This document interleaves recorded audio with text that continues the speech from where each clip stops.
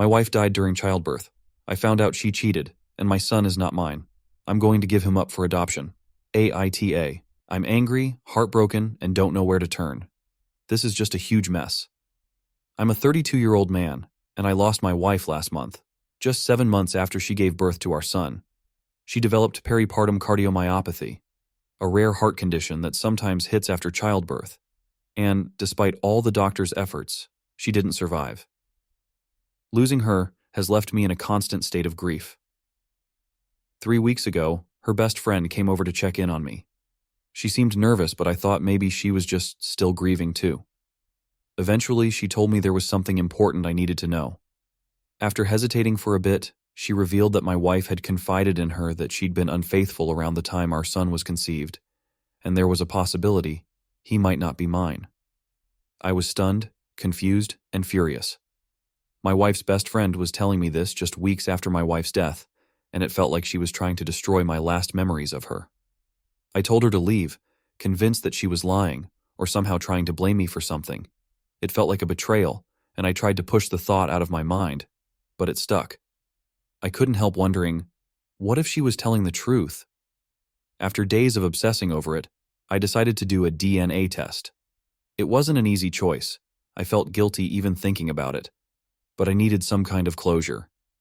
Yesterday, the results came back, and it confirmed my worst fear. My son isn't biologically mine. Now I don't know what to do. I wanted so much to believe that he was a piece of my wife and me together, but knowing he's not has left me feeling lost. I keep looking at him, hoping to feel the same connection, but the pain from my wife's infidelity is too fresh, and I don't know if I can move past it. I hate myself for even considering this, but I'm honestly not sure I can raise him alone.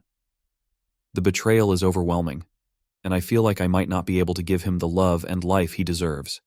It's tearing me apart, and I feel like a complete failure. AITA. Edit. I didn't think of contacting my wife's friend again, but I might now.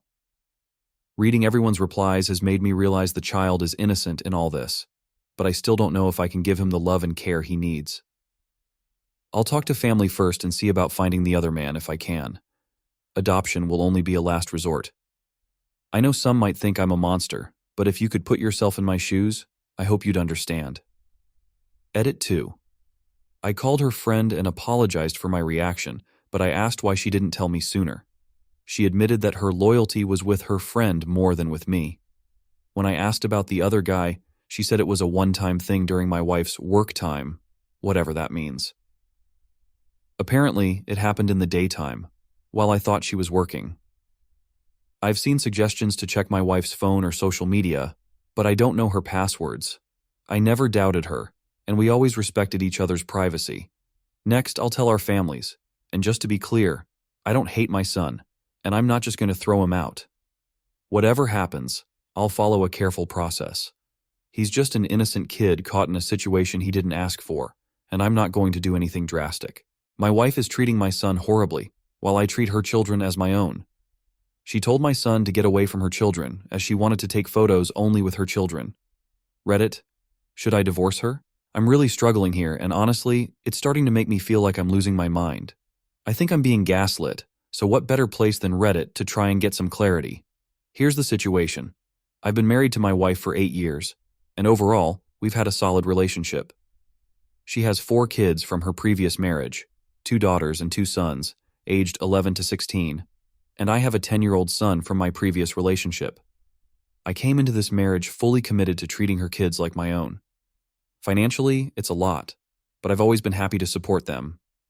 We live together in a 5-bedroom house, and each of her daughters has their own room. Her oldest son has his own room, while her youngest son shares a room with my son. The main issue that's breaking my heart, though, is how she treats my son. It's like he doesn't exist to her. She rarely acknowledges him, almost never asks how he's doing, and mostly treats him like he's just some kid who happens to live here. He's not getting any love or warmth from her at all. I've tried to talk to her, but she brushes it off and claims I'm imagining things. Tonight, we were celebrating her daughter's 11th birthday, and it was supposed to be a happy occasion. We were all gathered around to sing, laugh, and take some family photos. My son was standing there with everyone, and I encouraged him to join in for a group picture. He was excited and smiling, genuinely happy to feel like part of the family. But right after that photo, my wife looked right at him and said, "Get out of the picture, move to the side. I want one with just my kids." It was like a gut punch. I confronted her afterward, telling her that we're supposed to be a blended family and that she needs to treat my son like one of her own. She brushed it off, saying I was overreacting and insisted that it's just a picture. But this isn't just about one photo. She draws these lines constantly, showing my son he's on the outside. And it's not only hurtful to him, it's breaking my heart. For context, my son's biological mom passed away 2 years ago. She was struggling with addiction issues, and while it's listed as COVID complications, her health was in decline for years. My son's been through so much loss already, and he only has my wife as a mother figure now. I worry every day about how this cold treatment from her is affecting him. I don't want to see him broken, feeling like he's unworthy of love, all because he's treated like an outsider in his own home. And it's not just about birthdays or photos. Little things have started piling up. She'll go out of her way to make her kids' favorite meals while conveniently forgetting what my son likes.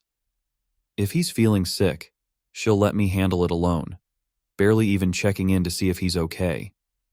She even got her kids matching jackets for winter, and when I asked about getting one for my son, she said it wasn't in the budget. I'm scared that this is going to leave emotional scars on him. I don't know what to do. I thought this was a marriage where we'd build a loving family together, and now I'm left questioning if this is really the environment my son should be in. Am I expecting too much? Should I just let this slide for the sake of keeping the peace, or do I have every right to want her to step up? I'm honestly at my wit's end here, and it kills me to even say this, but I'm seriously planning to file for divorce. This isn't the life I envisioned for my son, and I can't stand by while he's treated this way. My parents gave me $20,000 last year as a gift to buy a house. My dad got fired and decided to move in with me permanently and take control of house. AITA for refusing? Am I ungrateful? About a year ago, I $29 million bought my first home. A huge milestone for me, one I'd worked toward for years. When I shared my plan with my parents, they were supportive and even offered me $20,000 to put toward the down payment, which they assured me was a gift. I was extremely grateful and made sure they knew how much it meant to me. I even invited them over to celebrate when I finally got the keys, and everything seemed great. Fast forward to 3 months ago, and things took a surprising turn. My dad lost his job, which was a big hit to their finances, as my mom's part-time income wasn't nearly enough to cover their expenses. One day, out of the blue, they called me to say they'd be moving in with me until they get back on their feet. There was no discussion, just an announcement. When I hesitated, they quickly reminded me of the $20,000 they'd given me and said it was time to pay them back by letting them stay. This totally blindsided me.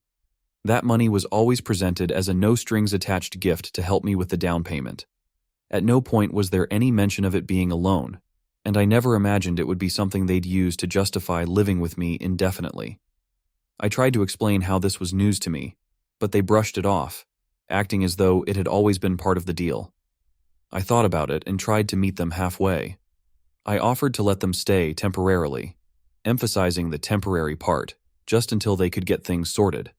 But they immediately shut that down, saying they'd be moving in indefinitely and expected full access to the house, including taking over my office as their bedroom.